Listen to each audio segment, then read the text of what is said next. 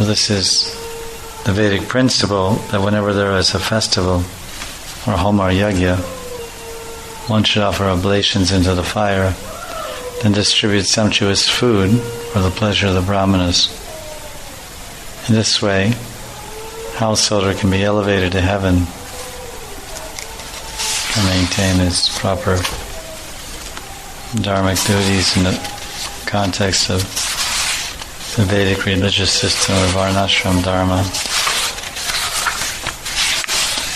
Kashyap Muni describes the details of the Payavrata process to his wife. He says that this vow shall be performed in Phalgun month, February and March. This is a 12-day brat. In this vow one will only drink milk.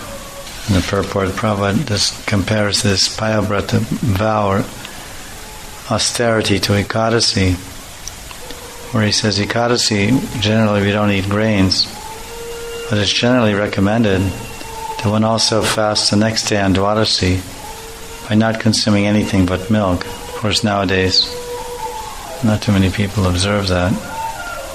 It's an interesting side point that this vow, Payavrata, was recommended to be performed for 12 days. This number 12 we see throughout the Vedic literature in the lives of saints, contemporary saints and great acharyas, and even the Lord in his pastimes. 12 is a very significant number.